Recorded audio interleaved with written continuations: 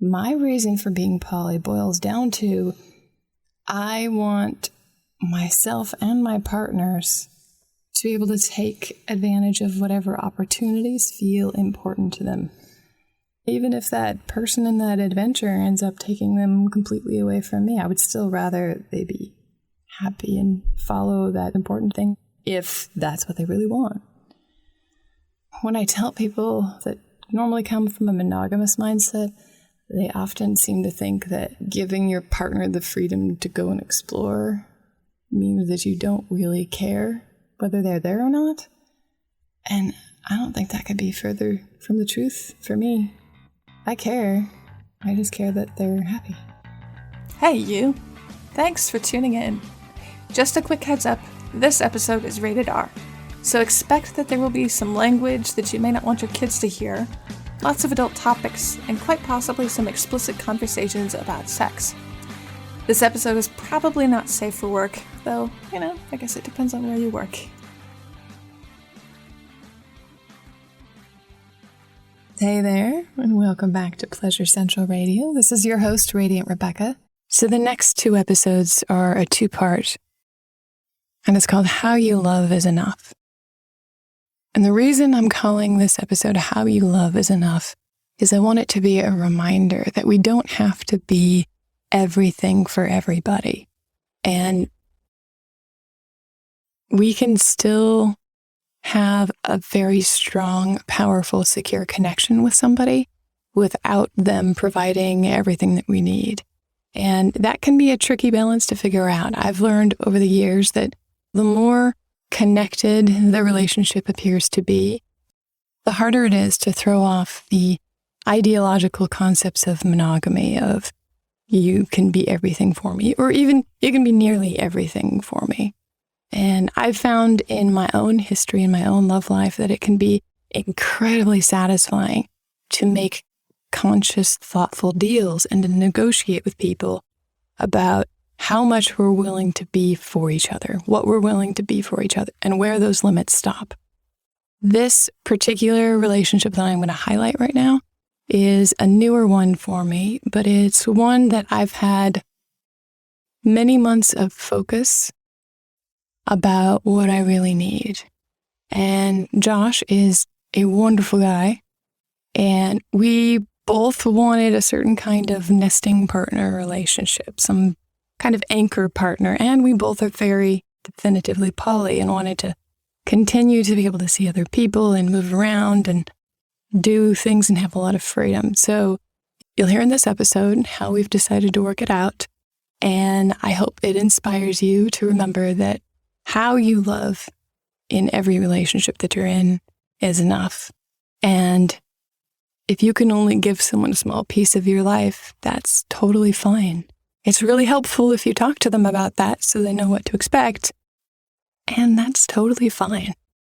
Especially as we're recovering from trauma or breakups or the world's crazy, whatever it is, there is often some time that we need to pause and to reassess and to look at our own lives. And when we're doing that, we only have a certain amount of energy for romantic entanglements or other types of relationships. And it's okay to be upfront about that. It's really, really helpful to be upfront about that. So being clear about what matters and what you can actually provide for somebody and renegotiating when that changes, really, really helpful relationship skills. And I hope that this is a useful couple of episodes. And remember, how you love is enough. I have a guest to introduce you to tonight. This is one of my newer partners. This is Josh. Hi, Josh. Hey, Rebecca. So I wanted to do probably a quick episode here to introduce you and to talk a little bit about how we met and how our relationship is going. And you've been so willing and happy to share that from many months ago, but we kept putting off the recording of it. And I think part of that is I just wanted to keep you to myself for a while. And here we are. So what should we say about us? I think one of the benefits of having other partners on the show is it gives people some concept of what happy working poly relationships are like. Because until you can at least have an idea of it, it can be so hard to imagine that it makes no sense. But once you start to hear from other people about why they're poly and what works and what doesn't, then it can be a very helpful educational thing. Can be helpful in internalizing what you would otherwise just be thinking of intellectually rather than emotionally. Yeah, it can. All right, so for people who don't know us, what do you think are the most important things for them to know about us to understand our relationship?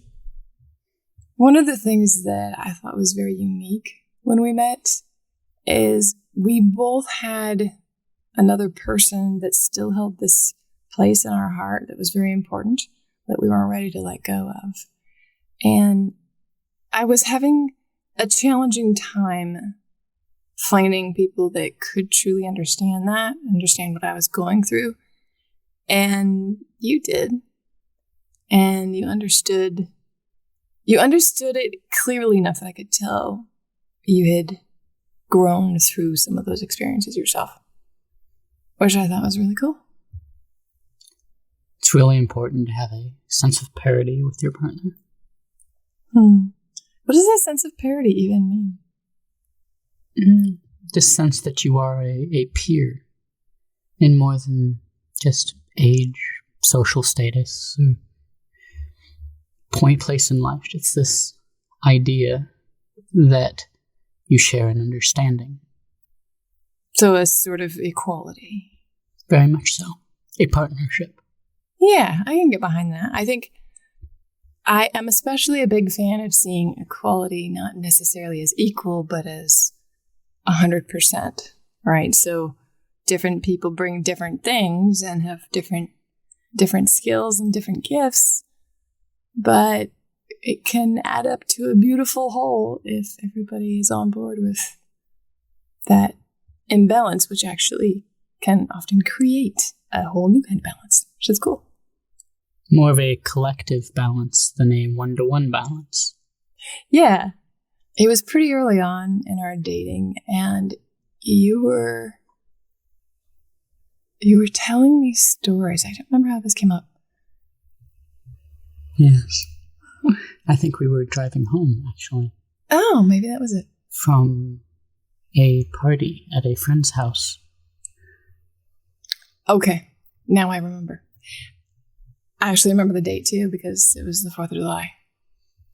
And we were driving home, and we had a fairly long car ride, and I asked you... I don't remember what I asked you, though. Do you? I think we were talking about love. Yeah. And people we had loved, and I mentioned in some fashion that I remembered everyone that I'd loved. And something I loved about them. Yeah, you did. And then you proceeded to tell me about them in chronological order, starting from the girl you had a crush on in kindergarten. And what you loved about her, all the way through to, adult crushes and heartbreaks. And what really struck me about that was, even though this is your first romantic relationship, you clearly know love. And that you're open to the beauty and the magic of love. And that is not something that everybody has. That was definitely one of the big things that attracted me to you. I'm reminded of Amir Suleiman said in the poem, She Said, he has to truly love love before he can truly love me. Yeah. Oh, that's beautiful. What poem is that from? She Said. It's a conversation with a woman who's rather disillusioned with love. Might have to put a link to that one in the show notes. Though you could probably recite it by heart. I know you have a badass memory.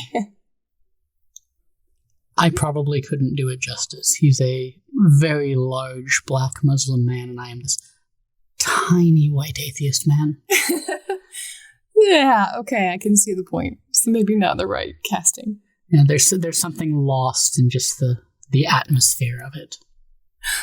Well, maybe I can find someone to come and read that on the show. Someone who will fit the type. I just mentioned that this is your first romantic relationship. And it's not like you're 21. I'm sure people are curious. How is that possible? Well, when I was younger, I was dealing with a lot of tough things. Wasn't really the right person for a relationship, however much I tried, and was in a really bad place for a quite long time. And it took another friend existing to get me in a place where I was ready to try again. And after some false starts, I found you. I remember when you told some of your family that we had been dating, you had quite a surprise. It turns out one of your siblings had some experience with polyamorous relationships. So it seemed like you had this interesting sort of coming out, but a little bit of that, well, probably a good kind of letdown, in that it was way more accepted than you expected it to be. What was that like? It was interesting. I knew somewhat that my family had had interesting relationships in the past. I knew that the family member in question was bi. I'd spoken with other family members regarding my own orientation, but this was a new thing, and it was kind of interesting to find kind of an echo of it, or be an echo of it. Well, and I love stories like that, because as someone who has gotten progressively more and more vocal about all of my life, including the parts that a lot of people don't talk about, I've found that on the whole, there are a lot more people like us than we think they are.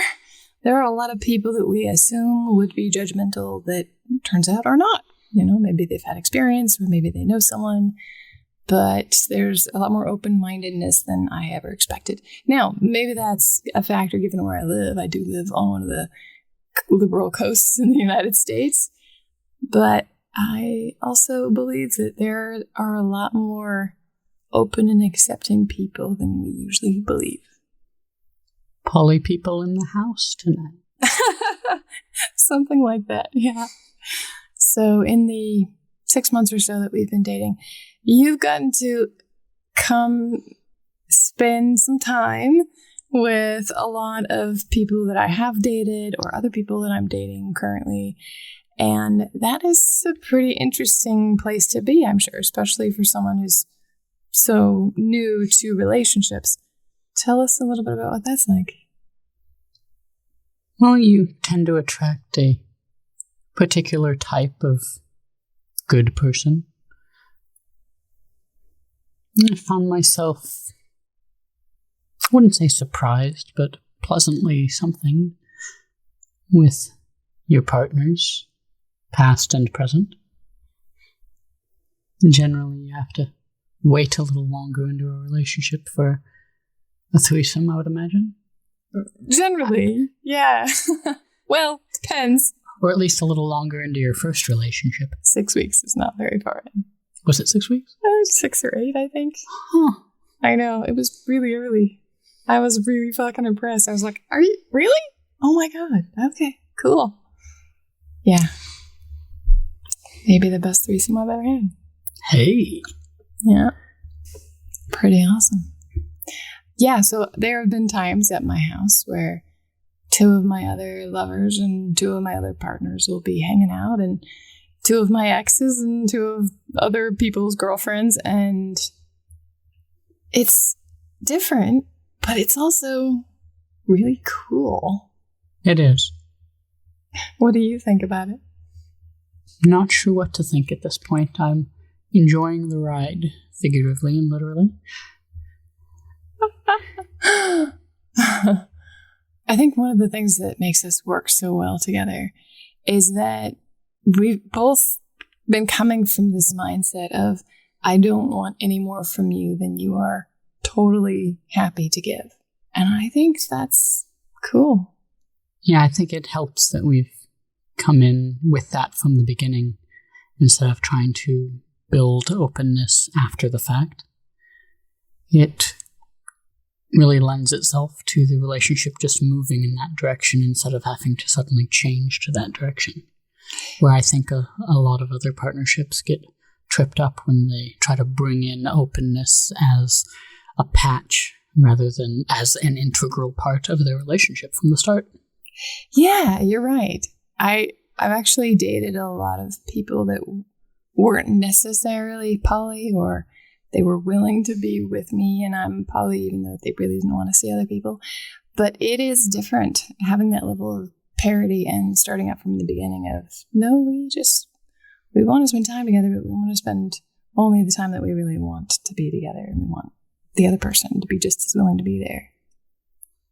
I think that leads to an interesting assumption that I've found people often have about polyamory. And while I can't speak to anybody else's reasonings for being poly, my reason for being poly boils down to, I want myself and my partners to be able to take advantage of whatever opportunities feel important to them. And who am I to say, no, don't go and follow that interesting person to an interesting adventure? What the hell? That doesn't make any sense. Yeah, even if that person in that adventure ends up taking them completely away from me, I would still rather they be happy and follow that thing that seems important to them, if that's what they really want. But I guess when I tell people this that normally come from a monogamous mindset, they often seem to think that giving your partner the freedom to go and explore means that you don't really care whether they're there or not. And I don't think that could be further from the truth. I care. I just care that they're happy. I think this is a point where, surprisingly, the children's movie Kung Fu Panda comes in. Really? Where one character says to the other that more for the person that they love is more for the person that they love, not less for them. It's not a zero-sum game. Yeah. One person winning doesn't mean another person loses. And then, of course, there's the aspect of bi people being really bad at making choices, or at least really bad at choosing between things. Yeah. Yes. So many options. Why pick just one? I remember saying to somebody once, it was a girlfriend of mine, or not a romantic girlfriend, a female friend of mine, who was saying, why do you choose poly? Why is that your given lifestyle? And I looked at her and I was like, I am too cool to hold for just one person. What the hell? And I think it sounded like entitlement to some people, I'm sure. But to me, it wasn't that. It was just this really deep, healthy self-confidence of, yeah, what's the matter with wanting to share all this awesomeness? You gotta take this show on the road. Yeah, well, I have now. So there's a song that you introduced me to, which comes to mind right now, Front Porch. Mm-hmm. By Joy Williams. Yeah. Let's see the lines. It's part of the chorus. If never you find what you're looking for, come on back to the front porch. Say my name through the screen door. Come on back to the front porch. Whatever you've done, it doesn't matter. 'Cause darling, we're all a little splintered and battered. But the light is on. What are you waiting for? Come on back to the front porch. Yes, that song. That's a beautiful song. Is it? Yeah, those particular lines from that song feel very much like the attitude which I think makes for a pretty happy long-term relationship, whether it's a polyamorous relationship or not. Whatever happens to you, it's all right. Come back home whenever you want, and you'll still be here, and that's great. What do you love about that song? Because we all feel far from home at some point. I guess there's that old saying that you can't go home again. And so whether it's a fantasy or not, it's a pleasant one to think that there's something waiting for you. Yeah, that is lovely.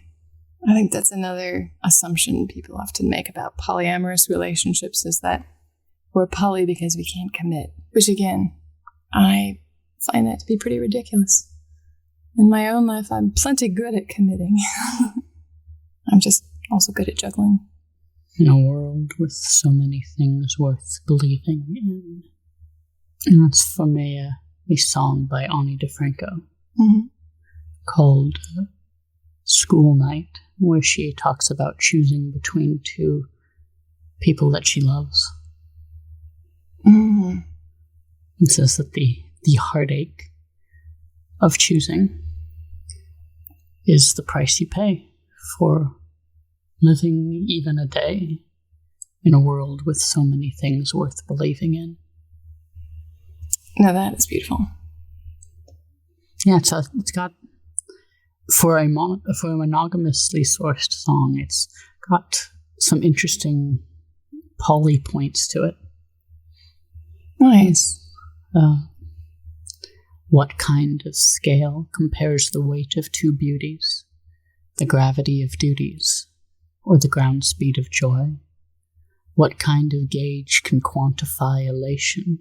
What kind of equation could I possibly employ? Yeah. I think that's one of the gifts that you've given me this year. I've never had listened to Ani DeFranco before, and you've shown me so many of her songs that speak things that matter to me, that I've been feeling. Two of my favorites are Manhole and Bodily. I'll just have to put a link to it. But those two in particular feel to me to be powerfully sourced transformational songs about becoming a new person, about a new sense of self-esteem through the brokenness. So yeah, it looks like there's going to be a lot of links in the show notes to some great songs. Do you have anything else you'd like to share, Josh? So much. But I think most of it's copywritten. That's right. Even your eidetic memory, we could be here for hours if we let you recite everything. Yeah. I would enjoy it. I do very much enjoy everything you've shared. You have a beautiful eye. Well, thanks for being on the show. Thanks for having me. Just try not to end sentences with ladies. Yeah, that's pretty funny. You can make any sentence creepy that way.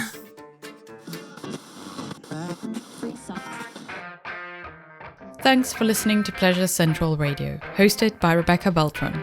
The guest today was Josh. Technical production by me, Katerina, with advice from our podcast consultant, Sandy Waters. Rebecca gets significant creative feedback from her beta listener group. For this episode, special thanks goes to Bob, Sarah, and Elle. And to anyone else we might have missed, you are loved. We look forward to your company on the next episode. Ciao.